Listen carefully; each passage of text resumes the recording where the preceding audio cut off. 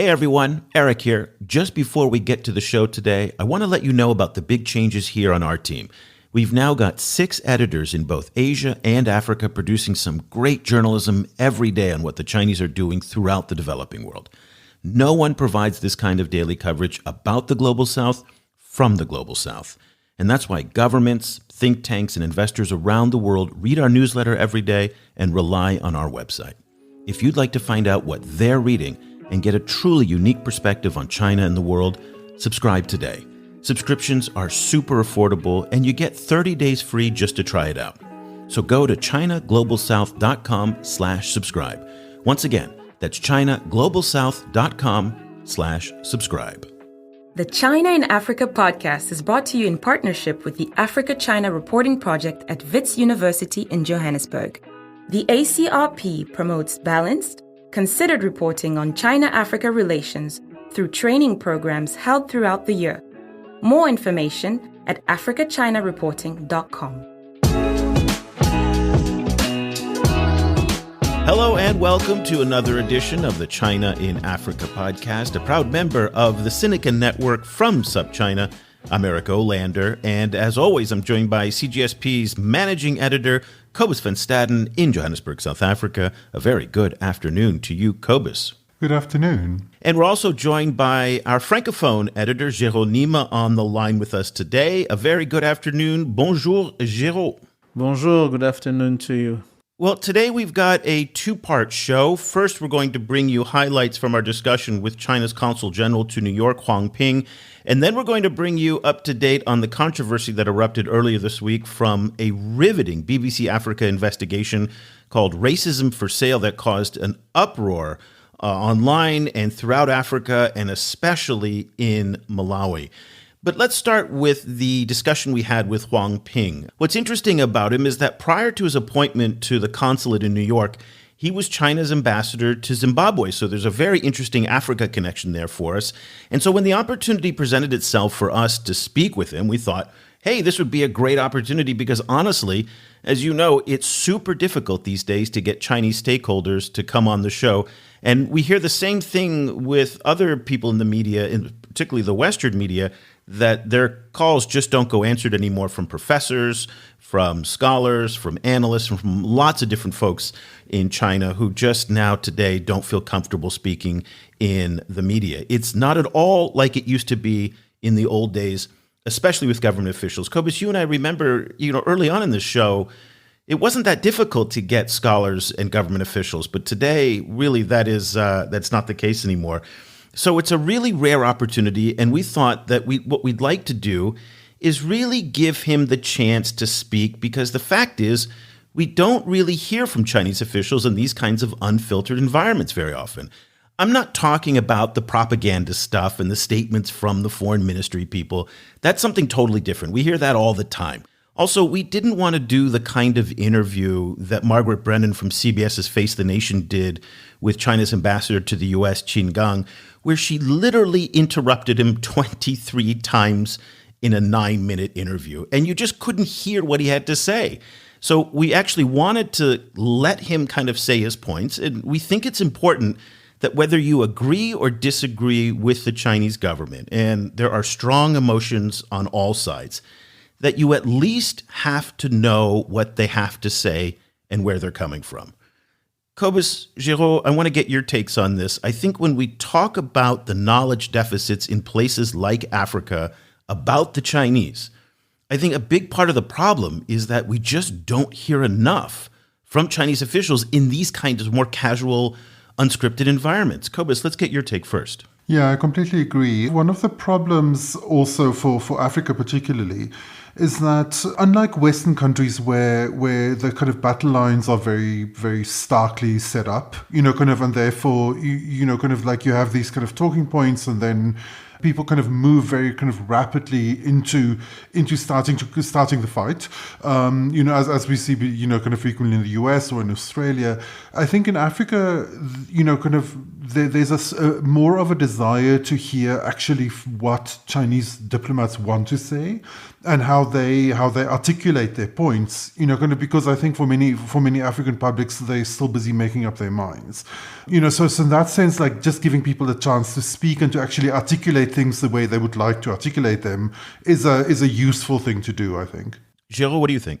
For me, it's just quite simple. If you want to contradict someone, you have at least to know what he has to say. You have to hear him speak. But when you don't let him speak, when you don't let him express his point of view, even though you don't agree with it, it's just not a way to communicate. And somehow we can understand to a certain extent why Chinese would not want to speak to media directly. And I remember one comment I've read somewhere when they were saying that the Chinese officials, they don't want to be conned, they don't want to be taken aside or being like trapped during an interview. So that's why they want to control the environment, because we also know how sometimes media tends to spin certain interviews. So that's why we may understand why they're not really willing to talk. But at the same time, we'd like to hear it from them more, and especially from the African. And when you look at from an African perspective on the media, Africans, they don't tend to be confrontational. They're going to let you speak. Even though they don't agree with you, they're going to let you speak.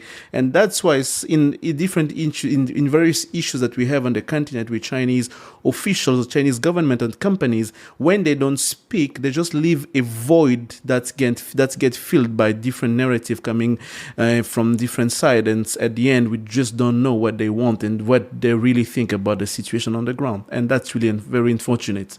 It's a very good point that they are very much to blame for a lot of the misunderstanding, for their resistance and reluctance to speak and engage with the media. So that's an excellent point, Joel.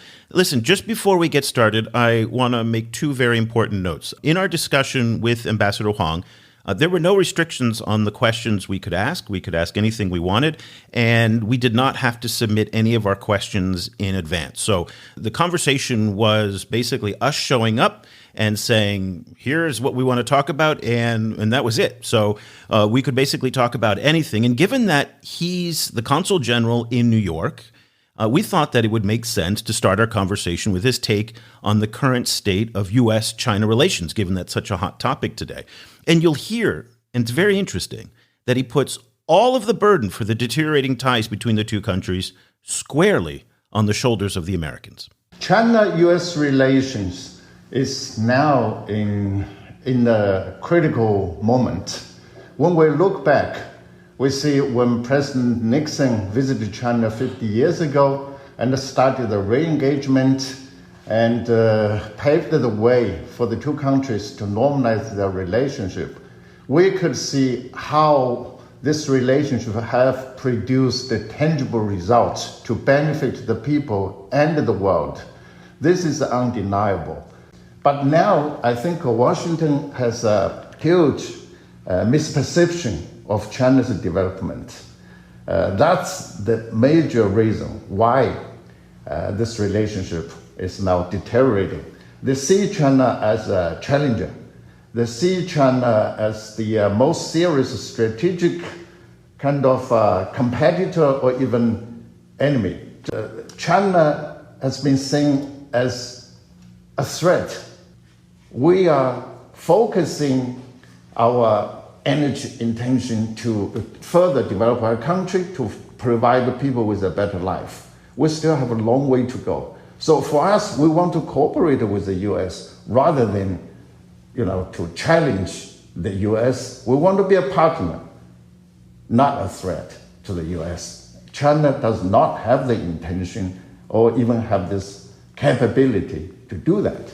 So this is a very misunderstanding. This is quite a misunderstanding about China. There are differences between China and the U.S. for sure. We are such a different country from history, from culture, from the development path, and always we're different. But I think we can manage those different. In the past 50 years, we've been doing very well. We manage all those different. So I would like to see the U.S., to change this idea. Don't see China as a threat, but rather as a partner. Cobus, this is an interesting pattern that you'll hear from Chinese officials on a regular basis. In fact, Just last weekend, China's Defense Minister Wei Fenghe, he told attendees at the Shangri-La Forum in Singapore, and when he was asked about Sino-Indian border tensions on the region that's called the line of actual control, he said, "None of the responsibility for the violence is China's." And here's what his quote was. He said, "The merits of the China-India border conflicts are very clear, and the responsibility does not lie with China." So this seems to be a very common rhetorical tactic that's often used, where China is the victim and others are the aggressors. What did you think of his remarks? Yes, I think you definitely see that trend, but I think you probably also kind of see it on the other side, because when one speaks to American stakeholders, there's also kind of a strong kind of narrative that a lot of what they see as problems come from the Chinese side, that they're unprovoked, that et cetera, et cetera. So there is, I think that is a kind of a general trope in international relations. People don't tend to actually take on a lot of responsibility for conflict on themselves. And, I think the challenge is then to move on to something that's a little bit more fruitful, a little bit more even-handed. Yeah, I mean, that's not easy to do these days with both sides, as you said, kind of hurling insults and blame at the other. Now, we're going to stay with the U.S. China or the China-West divide for a little bit. There's been a lot of talk in capitals like Washington, Canberra, Brussels, London, and other Western states that China wants to use its newfound power, relatively new for the, in historical terms, to change the international order more to its favor. You hear American and European officials often say that they are defending what they call a rules-based order. That's what they keep saying over and over again. Now, that implies that the Chinese don't want a rules-based order, which a lot of experts actually would disagree with, that China is more of an evolutionary power than a revolutionary power. But there's no doubt that they don't like the current U.S. European-led system. First of all, China is a peace-loving country. Throughout its history, China has never occupied 1 inch of any other foreign land. You could see that even when we are a very powerful country, even when we have a navy which goes all the way down to reach the Eastern Africa. Zheng He had 7 voyages, but we never colonized any country. And we built a wall to defend our country. So that's for defense. And also, if you look at what happened, since the founding of the People's Republic, we never started a war with anybody. And in the meantime, China is a top contributor of military peacekeepers among the P5, and the second largest contributor of UN peacekeeping funds. Also, China has become a pillar, safeguarding international order. We unswervingly defend the international system, but with UN at its core, and safeguard the basic norms governing international relations based on the purpose and the principles of the UN Charter. We support the international system, but it must be based on the UN Charter. We don't agree with the so-called the system, but based on the house rules of some countries. That's a difference. So to see China is a game changer or challenge the international order, it's not right. Okay, so first, this whole line, and you hear this a lot, that China has never invaded another country, China's never occupied another country.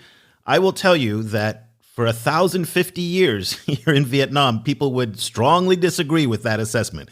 In the 1978 Sino-Vietnamese border war, again, up for dispute. So that statement that Chinese officials often put forward here in Southeast Asia gets very, very complicated. Also, the dispute over the South China Sea makes it, again, really subject to a lot of discussion. But let's not get bogged down in that. Geraud, the Chinese have benefited enormously, just unimaginably, from the U.S.-led post-war economic order, but they don't like it anymore. And they expressly want to dilute U.S. and European power. You heard him say it, some countries, by their rules. And while there's a lot of resistance in the West against what the Chinese want to do, there's not as much in places like Africa and the global South, in part because that rules-based order that the Americans are so fond of protecting hasn't always served people in poorer countries very well. Yes, that's true. And especially when you look at the history between African and those Western countries, when you talk about rule-based order. And we have to keep in mind that we are seeing a lot in Africa now, how people are becoming more critical, and they criticize a lot the rule-based order based on quote-unquote American orders, where we see a certain double standard on different issues. We saw that in war in Afghanistan, in Iraq, and everything. Those kind of situations, when they erupt, and when you have China coming and say, we really want a rule-based order system based on UN principle, you're going to have a lot of sympathetic ears in Africa saying, yeah, that's what we want. We want that double standard to stop. We want that hypocrisy to stop, to say at what point we implement these rules, at what point we don't implement this. We really want something that's standard, that's really unequivocally fair to any countries. But when we have that feeling that a certain group of country can impose the rules, they can bend the rules of the United Nations, and of course, when China's gonna come and say, when the way they've been doing that with African leaders and with African stakeholders, when they've been telling them, we want a fair international system where sovereignty is respected, where no country is imposing its view on other countries. Of course, those African countries, with their colonial story with the Western country, they will definitely be sympathetic and will be, what China is doing makes sense to us. We kind of reflect what they're saying to us. So that's why it's really, really important that rules-based order, somehow, when people say that it needs to change, they say, it needs to be more fair and more equal to every country, which realistically is difficult to achieve. Cobus, this is an issue you think about a lot. Give us your take. Yeah, I mean, as you say in the first place, China is a country that values stability, and so this kind of unified international order, like China benefited a lot from it. But as Geraud was pointing out, that there's the fact that there are a set of rules, and the fact that these rules are in theory the same for everyone, doesn't mean that everyone is sitting in the same relationship in relation to that system. So for example, like if you think about something that's so basic as the rules for that countries can impose visa restrictions. Like, sure, I mean, any country has the freedom to impose visa restrictions. Many African countries do. But the reality is still that visa restrictions are used overwhelmingly to keep global South people in the global South or away from the global North. And they're much, much less kind of impacting on the lives of global North, kind of travelers. So, for example, I know people from the global North who travel a lot and who've applied for visas maybe 5-6 times in their lives. And I know Africans who have spent thousands and thousands of dollars on visas through the years, and some of them, kind of taking so long to be processed that they kind of aren't able to go on the trip.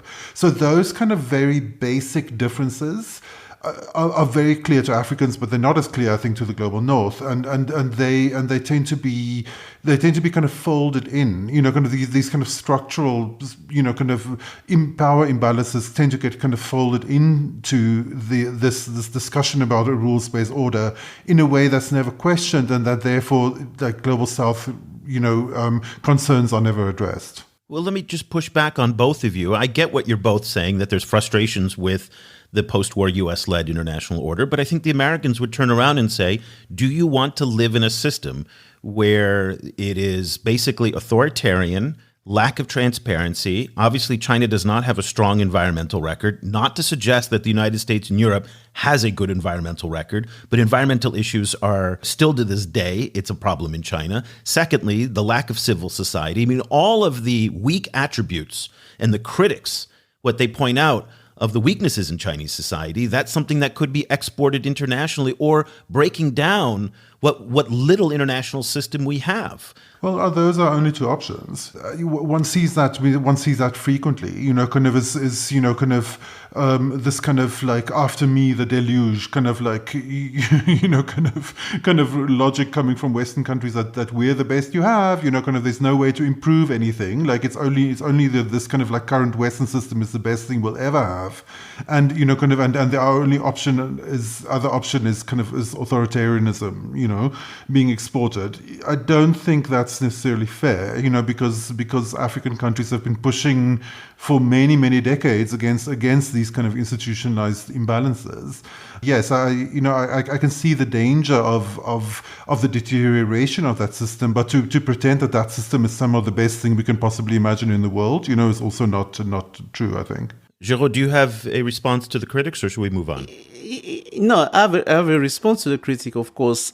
It's stemmed from the perspective under which the question and the criticism is asked, because from an African perspective, when your needs are more oriented to development, to political stability, to security, to nation building, to state building, of course, this critics don't make sense anymore in a certain way, because for them it's like, yeah, human rights, environment, and everything, but at the same time, I don't have a state, I don't have a stable system, I don't have a country, I don't have this and that. That really doesn't speak to me. You see, so when those criticisms are raised toward Africans to speak about, Chinese system, what may happen, you're just going to have an answer by saying, yeah, but in the meantime, I'm going to have a stable country.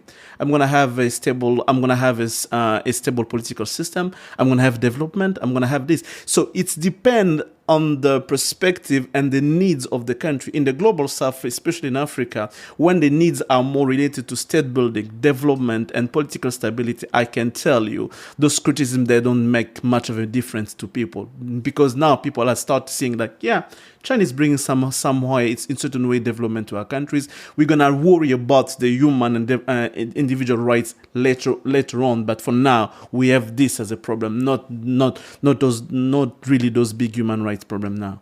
Oh, that is a perfect transition, Geraud, to our next topic on the very, very sensitive issue of human rights. This is, of course, one of the most contentious points between China and the West. But before we get into what Ambassador Huang had to say on human rights, let me just lay out in very broad strokes some of the key differences between the two sides that I think might help you understand how to better frame his comments, especially for those of you who may be new to this topic. So again, this is way oversimplified, but I think it'll again help inform some of the things that you're going to hear from him. So generally speaking, and I'm sure there are scholars out there who are going to poke holes in this and send me nasty emails that I'm oversimplifying it, but the Western concept of rights is that they are inalienable, so that nobody can take them away.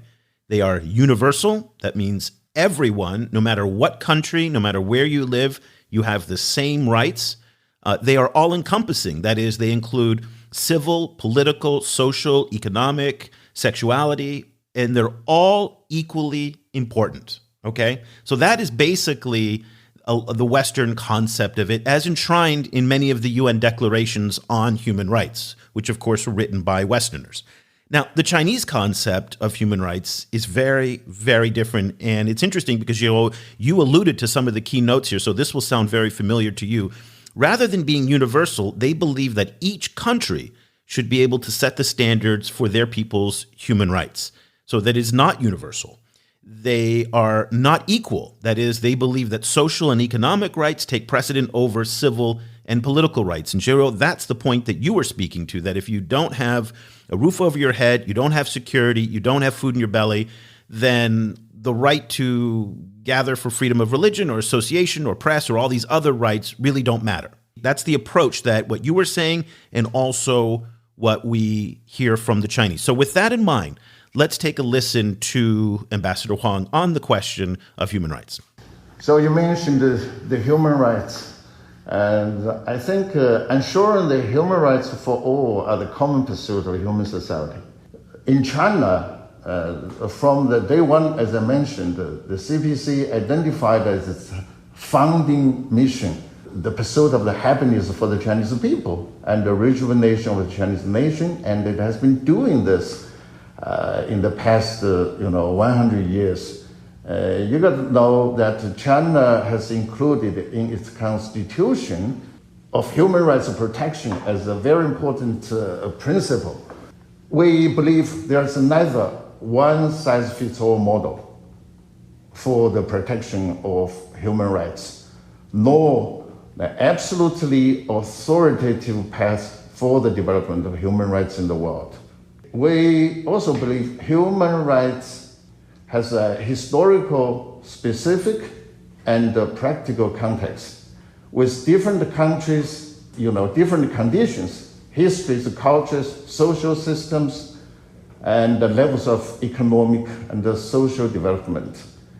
Countries should and can only explore suitable paths of human rights development in light of national realities and people's needs.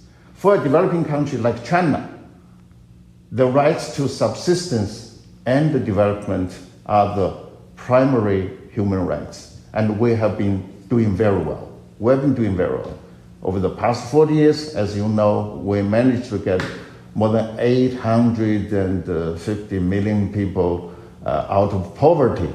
That's amazing achievement. And throughout the fight against the COVID-19, we put people and the human lives first. I think we've been doing also very well. And in the meantime, we are strengthening our exchanges and cooperations with international community. We actively conducting human rights dialogue and cooperation with all the other countries to expand the common understanding, to reduce differences, promote mutual learning, seek progress together, and jointly advance the international human rights cause for the greater benefit of the people across the world. Now, he makes it sound much more collaborative than it really is. This is, again, a point of major contention and confrontation between China and many countries outside of China, in the West particularly. But so, again, our objective here today was not to go after him point by point by point, but again, just so that you could hear some of the key things and then get Cobus's and Geraud's take on them. But you heard some of the key themes in his remarks that I laid out. The rights to subsistence and development take precedent over, say, freedom of speech and religion, and even those rights that are specifically mentioned in the Chinese constitution. It's amazing. It's right there in print. Freedom of speech, freedom of religion, even though in China, as we know, those are not rights that are universally available. And again, they are subject to the whims of the Communist Party. But once again, in their view, not all rights are equal. And that's really the key takeaway here. And the human rights issue, also in the Chinese perspective, is tightly bound with the tensions with the U.S. Now, this is nothing new. I remember, and I'm going to date myself here, Cobus, I remember these discussions all the way back to the late 80s and early 90s after the massacre on June 4th. So today, China's response, as you'll hear from the ambassador, is way more forceful than it was back then. You got to feed people first, keep them warm, allow them to send their kids to school. Those are the basic things. So we believe, or I believe, human rights are not empty slogans. That's real. So I think for the developing country, the fundamental, human rights is to development, provide them with a good life. I think that's the most important thing. When the U.S. is accusing China's genocide in Xinjiang something, they should know that the Indians in the U.S., they have experienced the bloody massacres. Their population was reduced from 5 million in 14 some years, to 250,000 at the beginning of the last century. So that's the genocide. And when you see racial discrimination, you look at George Floyd, he couldn't breathe, and you see this anti-Asian hate crime spiking, 339% around the U.S. And then when you see the gun violence, the shooting, it was terrible. Recently in Buffalo and in Uvalde, I just, checked that by May this year, the U.S. has already experienced at least more than 200 mass shootings, causing 18,000 deaths. It's a terrible thing what's happening in the United States, but the same way that the Chinese government hates it when the United States comments on human rights violations that do occur in China. The Chinese say that's the internal affairs of China, and the United States has no business to comment on that. But when you and Zhao Lijian and other representatives are commenting on the violence in the United States, isn't that an internal affairs of the United States and really an issue that is beyond the scope of international diplomacy? Yeah, we can talk about this. As say, China has been actively engaging the international world to talk about those human rights issues. So we can talk, but you can't just put your fingers by using all those untrue things, to accuse, to attack the other country. No human rights in any country are perfect. There's always room for all the countries to improve. So you got to do those things, in your country first, before you are there, standing there as a preacher, as a lecturer, or, looks like you are perfect. You are teaching people how to do the human rights human rights protection. But in the meantime, you have a so bad record there. So we don't believe that the U.S. is standing on this moral ground to accuse anybody else. Okay, Geraud, there you heard a lot packed into those comments. I mean, he said a lot of the things that you said. I think it's duplicitous on the part of the Chinese government, and they do this all the time, to talk about we don't interfere in the internal affairs of another country. If that's the case, no matter what the U.S. does, they should live by their principles and not talk about the domestic internal affairs of the United States. You heard my frustration there in commenting on that. That aside, you heard the ranking of the rights, and that echoed a lot of what you were going to say. What's your reaction to that exchange we had? Yes, for me, it's more of a philosophical differences from society, from one country to another country for civilization in a certain way. Because when you look at, for example, from an African perspective, where community is the center point, not the human individuals, you'll understand that what is saying in terms of collective rights, human rights, in terms of social development and everything, it goes a lot to what African scholars and even now academics and politics are speaking about this African model where we put the community at the center, where we talk about development and everything. So in that perspective, in that regard, of course, what he's saying has a lot of echoes to what he's saying. That's why we have now more and more this narrative building up where we say it's time for Africa to build its own political system. This is where also China is coming to say, hey, you guys, you have your own story, you have your own history, your own past, your own evolution. You have the right to build your own political system. And that's true. But in the same time, as I was talking about the hypocrisy of it, is the fact that when China is criticizing the U.S., of course, they're going to say they're reacting to what the U.S. is telling them. And where people are feeling a bit frustrated by what the U.S. is doing is just like the ambassador said, by the fact that you cannot be giving people a lesson on things like human rights and democracy and at the same time doing business with your bad guys. When you do business with Saudi Arabia, or you do business with Egypt, and you go another country, say, no, we won't be doing business with Venezuela or with another African country because they're a dictatorship country. It doesn't make sense. You lose your stance, you lose your position to come and start quote unquote lecture people by saying you should be doing that. For you to lecture me, for your lecture and for your criticism to have a certain legitimacy, you have somehow to live by the standard that you are setting to yourself. When you don't live by that, your foreign policy doesn't abide by that, it becomes really difficult for you to come and say, you have to follow this. And that's where when China is reacting, it echoes a lot to many African countries, to what African leaders and African scholars are now raising about with the original political system that African country needs to build, and on the international system. Yeah, Cobus, you and I had a conversation earlier this week, which I thought was very pertinent to this discussion we're having now, which is that Joe Biden the president of the United States is now preparing to go to Saudi Arabia next month. Yes, for example. And then also Wendy Sherman, the number 2 State Department official, she was just out here in Vietnam. Didn't say a word about human rights here in Vietnam. He says he's going to talk about human rights with the Crown Prince. Who believes that for a second? I don't, they're going to talk about oil, and they're going to talk about the pressure of the fact that Biden's approval rating is in the toilet below Trump's was at this time in his presidency, and he needs to gas to get him out of that. But so countries that matter to the United States and Europe don't get the lectures. Countries that don't matter to the United States and Europe get all the lectures in the world. And that is the thing that I think what Geraud is saying, African governments and global South governments find insidious. Yeah, and in that respect, I kind of, this is not a popular opinion, I think, on either side, but in that respect, there's a little bit of a similarity between China and the United States for me.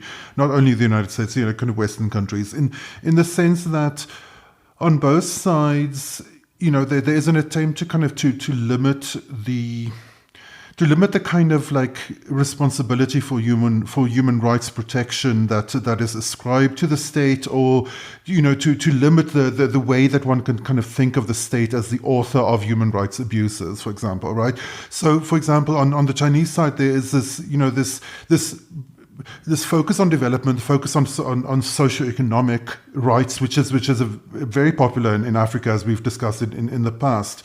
And then with it, kind of this kind of assumption that for development, it is important to have this kind of unified population where kind of outlying speech or outlying identities, like, for example, LGBT identities, need to be sacrificed in order for a collective development, kind of process. On the Western side, you have the kind of flip side of this, where kind of collective failures of the state caring for people, like, for example, the number of people who died of COVID in the United States, can't be described as a human rights failure, human rights kind of abuse by the state, because it's been kind of already reframed as a healthcare failure or an administrative failure or a cultural failure, whatever. It's in US mainstream US discourse, it's very difficult to hook the COVID death rate to to make it the fault of the state. And in both cases, you have the situation where it's like, well, we can't. It's crazy to ascribe X to the state. Kind of like that. That's clearly not a human rights abuse in our particular system.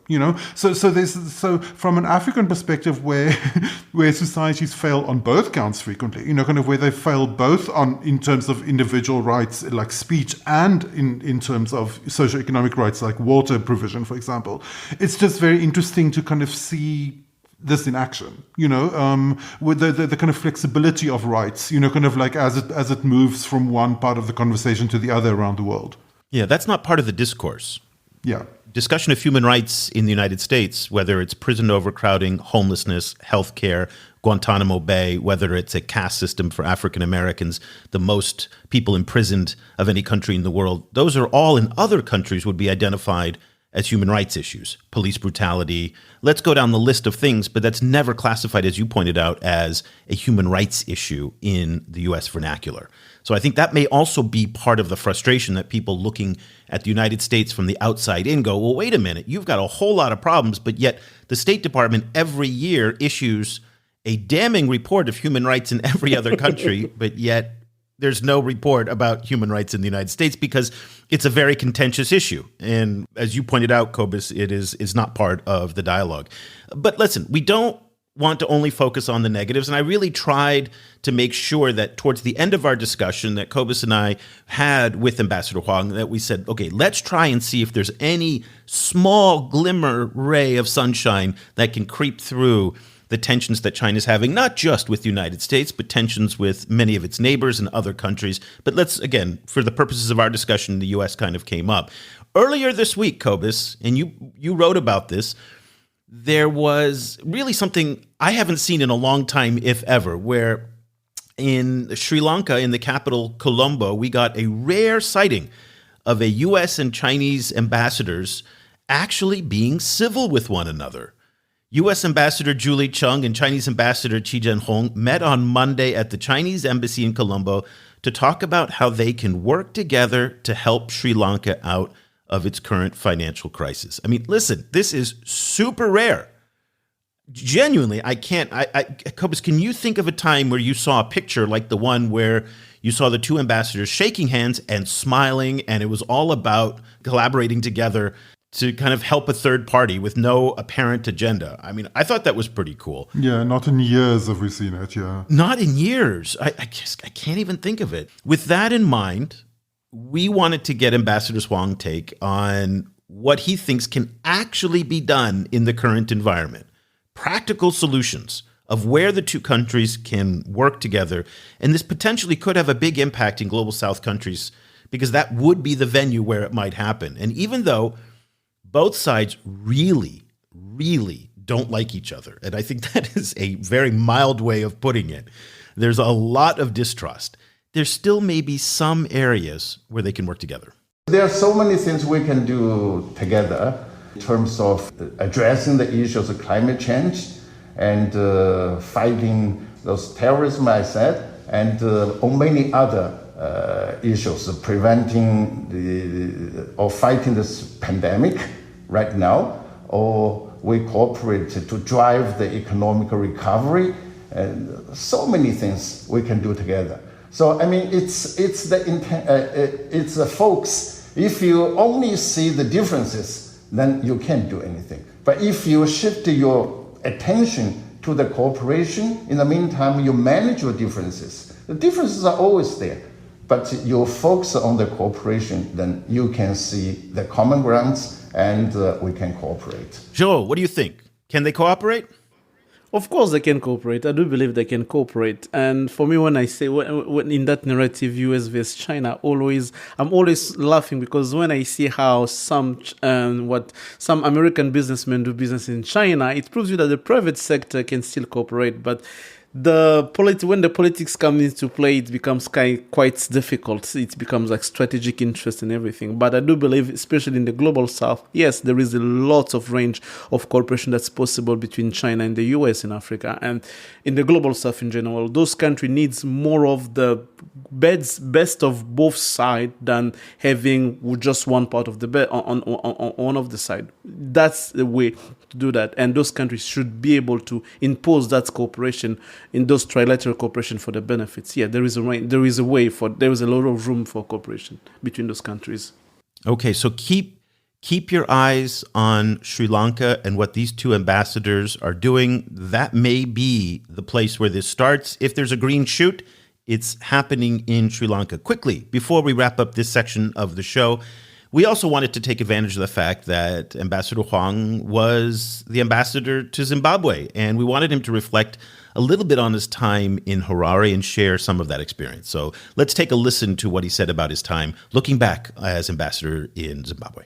My experience in Zimbabwe, I only had 3 years there, but those 3 years were quite unique. I witnessed lots of historical moments, like the 2 state visits. President Xi went to visit Zimbabwe, and Zimbabwe's president also had a state visit to China. And I participated in 2 FOCAC meetings, one in Johannesburg in 2015, one in Beijing in 2018. And I witnessed the inauguration of Kariba South Power Plant.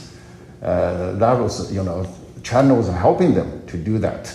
I also witnessed the inauguration of the expansion and upgrading of Victoria Falls. Also, I attended the groundbreaking ceremony for the Harare Airport. Harare Airport is upgrading and expansion. Before I leave, I know China donated a parliament for Zimbabwe. It's a beautiful one. I saw the design. I saw the picture on the map. It's so beautiful. And so those were the things, we've been doing there. We're doing the real things to help these countries to develop its economy so people can benefit from there. Okay, Cobus. What did you think of the whole conversation? That was most of what we spoke with him about. What did you think? What's your reflections on our chat with Ambassador Huang? It's always fascinating to speak with high-level Chinese diplomats. It's always a rare opportunity. It also is an opportunity that comes always with constraints. They're not in a very freewheeling position themselves professionally. They have limits about what they can discuss. So it is always really interesting to hear how things get articulated. And I was really glad for the opportunity. I think in some cases. I wish there was a way of moving towards more kind of concrete discussions. But again, this is not the nature of speaking with diplomats. I was about to say that is this case with all diplomats, that they're bound by, and it's also, by the way, when I was working at CNBC, it was the same thing of working with CEOs. I hated interviewing CEOs because they have so many legal constraints on what they can say and what they can't say that they're really not that interesting to speak with. And I find ambassadors are equally difficult to interview because, again, they're bound by these guardrails. If they say something out of line, if they say something that could affect policy, you don't get the most interesting discussions. The one thing, sorry to interrupt. The one thing I would add is that I think what's one of the really important things about speaking with Chinese diplomats is that it makes clear and it makes real that that there are, as Geraud said, there are very fundamental kind of differences, philosophical differences between these two. It makes it harder to just assume that one side is wrong, the other side is right.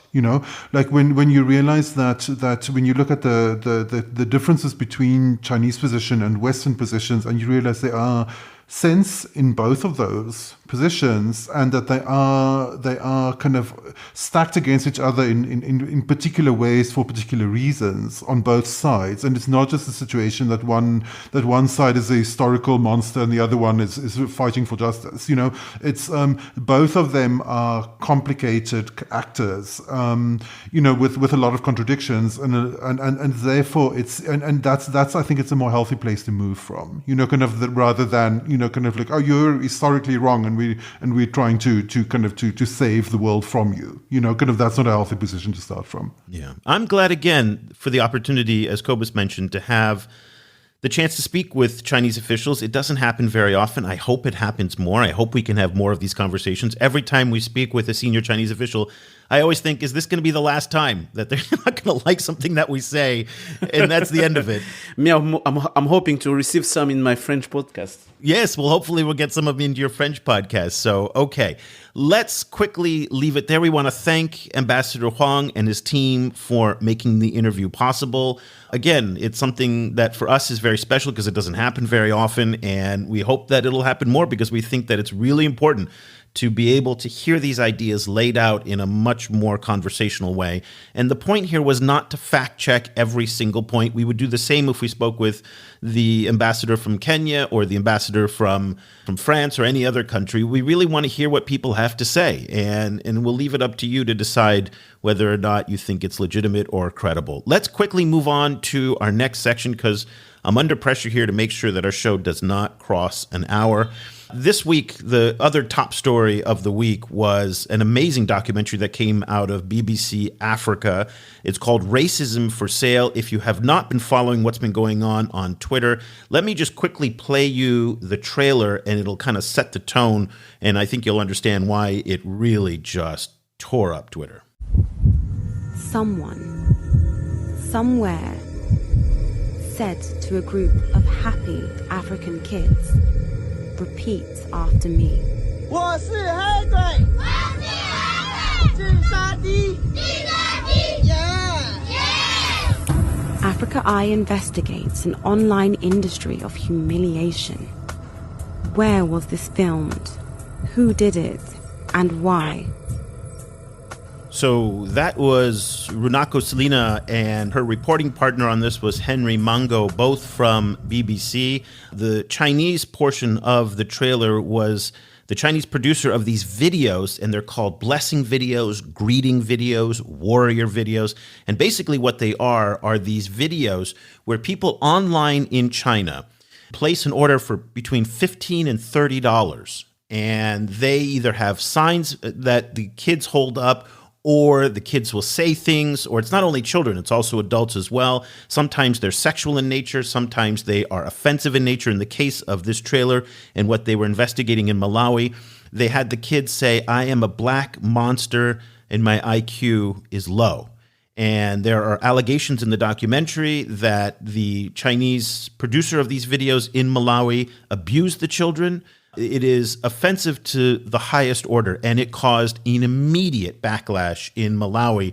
On Monday, right after the release of the documentary, Foreign Minister Nancy Tembo held a press conference, and she did not hold back what she had to say.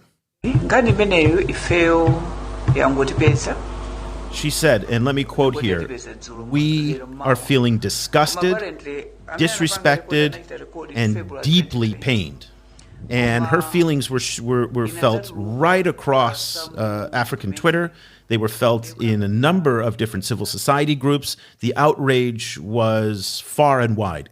Interestingly enough, coincidentally, it was at the same time that China's top diplomat for sub-Saharan Africa, Wu Peng, is on a 7-nation tour.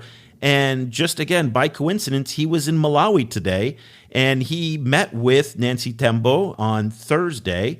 And they said they had a nice, happy picture of them shaking hands and saying, we're working together to crack down on racism.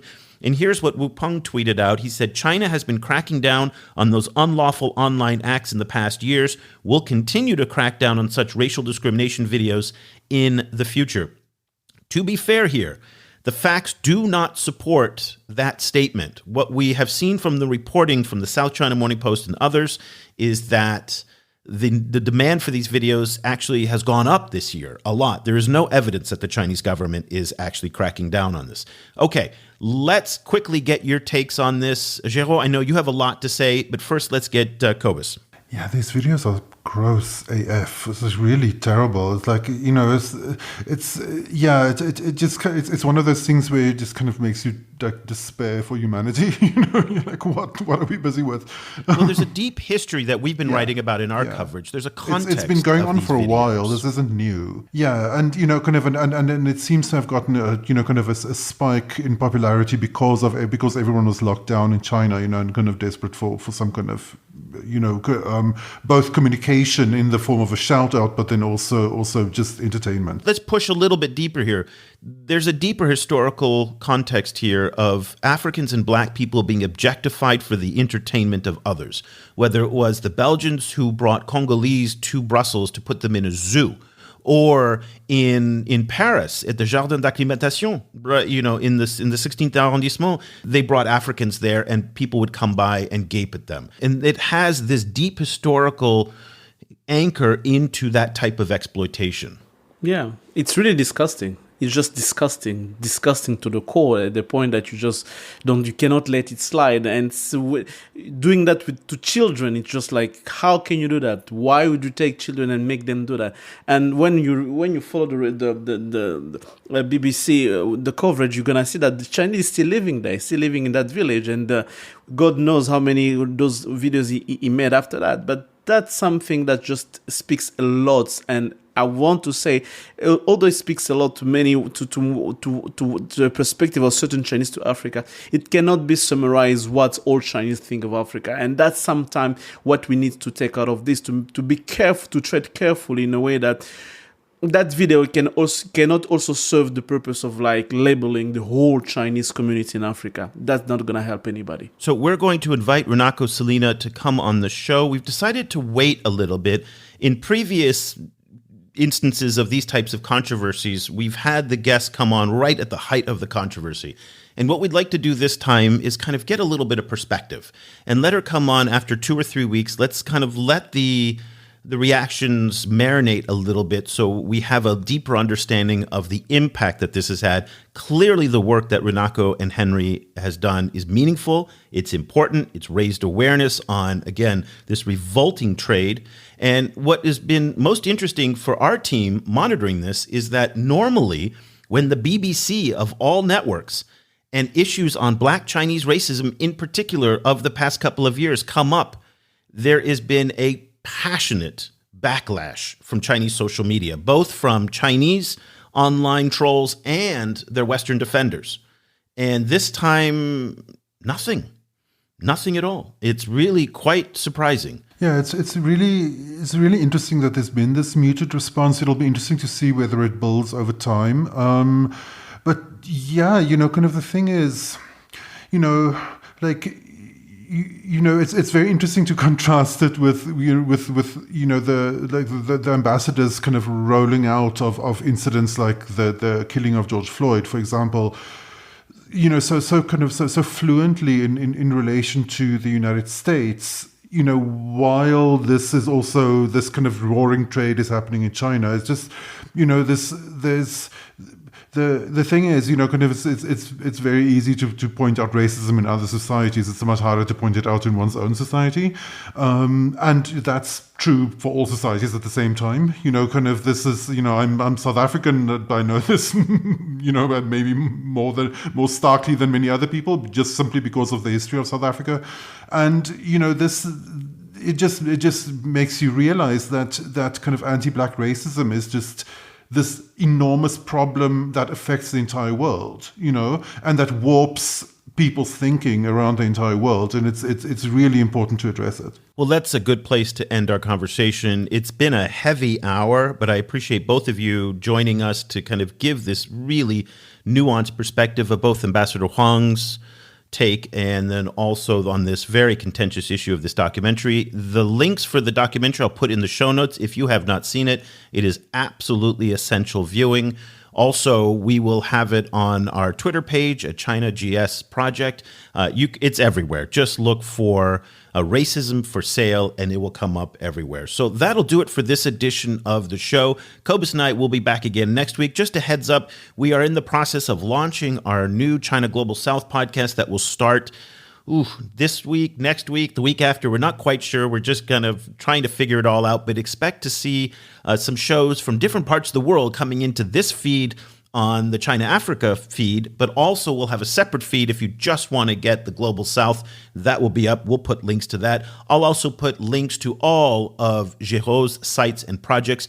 And if you speak French, he is just about to launch a twice-weekly newsletter. It's going to be free of charge for a trial period right now. We're going to put a sign up for you in the show notes, and so you can register to get this trial newsletter for a couple of months just to see all the great work that Geraud is doing at Projet Afrique Chine. We'd love for you to follow his podcast, his Twitter feed, and then, of course, also our colleague Nesrin Kamal in doing the great work she's doing on our Arabic site as well. So that'll do it for the show. We'll be back again next week with another episode. Until then, for Geraud Neema and Cobus van Staden, I'm Eric Olander. Thank you so much for listening.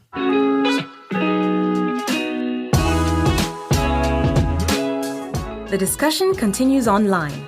Tag us on Twitter at China GS Project and visit us at ChinaGlobalSouth.com. If you speak French, check out our full coverage at projetafriquechine.com and Afrique Chine on Twitter. That's Afrique with a K.